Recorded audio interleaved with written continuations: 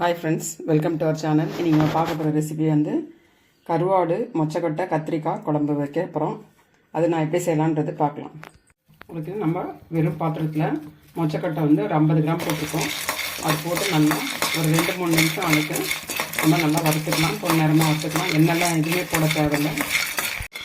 இப்போ நம்ம வறுத்துட்டு இருக்கும்போது கொஞ்சம் கலர் சேஞ்ச் ஆனோன்னு நம்ம தண்ணி ஊற்றிக்கலாம். பாருங்கள், இந்த அளவுக்கு கலர் சேஞ்ச் ஆனோன்னு நம்ம தண்ணி ஊற்றிடலாம். ஏதுக்கு 1 நேரமாக நம்ம வறுக்கணும்னு சொல்கிறேன்னா இது அவ்வளோ சீக்கிரம் வேகாது. அதனால தான் நம்ம வறுத்துட்டு அதுக்கப்புறம் வேக போட்டோம்னா ஈஸியாக வெந்துடும். இப்போ நம்ம தண்ணி ஊற்றி 10 நிமிஷம் முழுகிற அளவுக்கு தண்ணி ஊற்றி வேக வச்சிடலாம். பாருங்கள் ஃப்ரெண்ட்ஸ், நல்லா வெந்திருக்கு. இப்போ நம்ம சமைக்க ஆரம்பிச்சிடலாம். கருவாடு வந்து ரொம்ப ஹார்டாக இருந்துச்சுன்னா நீங்கள் வார்ம் வாட்டரில் வாஷ் பண்ணிக்கோங்க. இல்லைன்னா நார்மலாக இருக்க இதில் நம்ம தண்ணியிலே வாஷ் பண்ணிவிட்டு 2-3 டைம் வாஷ் பண்ணி வச்சுக்கோங்க. இப்போ நம்ம மண்பானைலாம் செய்ய போகிறோம். ஒரு 4 ஸ்பூன் அளவுக்கு எண்ணெய் ஊற்றிக்கலாம்.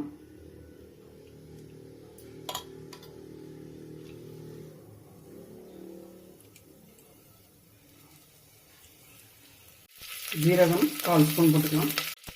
பெரிய வெங்காயம் 1 எடுத்துருக்கிறேன், கட் பண்ணி போட்டுக்கலாம்.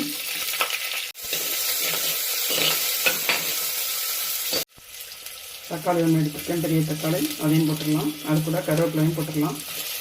எல்லாம் போட்டு வதக்கிக்கலாம். இப்போ நம்ம கருவாடு போட்டுடலாம். 1/4 கிலோ கத்திரிக்காய் எடுத்துகிட்டு நீட்டாக வாட்டத்தில் கட் பண்ணி வச்சுருக்கேன். இதையும் போட்டுடலாம். வேக வச்ச மொச்சக்கொட்டை போட்டுடலாம்.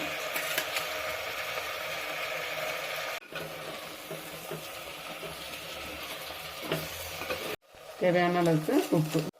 இப்போ நம்ம காய்கறி கருவாடு போட்டு நல்லா வதக்கிட்டுருக்குறோம். இந்த ஸ்டேஜில் நம்ம மிளகாய்த்தூள் போட்டுடலாம். நான் 1.5 ஸ்பூன் போட்டுறேன். நீங்கள் காரத்துக்கு தகுந்த மாதிரி போட்டுக்கோங்க.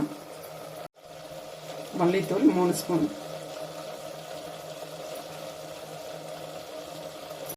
ஜீரகத்தூள் 1 டீஸ்பூன். 1/4 டீஸ்பூன் மஞ்சள் தூள். இப்போ பச்சை வாசனை போகிற வரைக்கும் நம்ம நல்லா வதக்கிக்கலாம். 4 வெங்காயம் அரைச்சி வச்சுருக்கேன். இப்போ இதையும் போட்டுடலாம். அரைச்ச வெங்காயம் போட்டு நல்லா வதக்கிட்டுருக்குறோம். இப்போ நம்ம தண்ணி ஊற்றிடலாம் கொஞ்சமாக.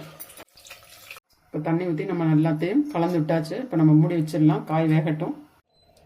புளி கரைசல் எடுத்துருக்கோம், எலுமிச்சை சைஸ் அளவுக்கு எடுத்துருக்கோம். இப்போ புளி கரைசல் போட்டுடலாம். இப்போ 2-3 கொதி வரட்டும், அப்போ வரைக்கும் நம்ம வெயிட் பண்ணலாம். ஃப்ரெண்ட்ஸ் பாருங்கள், இது அரை முடி தேங்காயில் 2 தடவை பால் எடுத்திருக்கோம், திக்கான பால். இப்போ 2 கப்பு இருக்குது, நம்ம போட்டுடலாம். பால் போட்டுட்டு தேங்காய் பால் போட்டு நல்லா கலந்து விட்டுடலாம். மீடியம் ஃப்ளேம்லேயே வச்சுட்டு பண்ணுங்கள். 2 கொதி வந்ததுக்கப்புறம் நம்ம ஆஃப் பண்ணிடலாம். ஃப்ரெண்ட்ஸ் பாருங்கள், இதுதான் மொச்சக்கொட்டை கருவாட்டு குழம்பு. ரொம்ப டேஸ்டியாக இருக்கும்.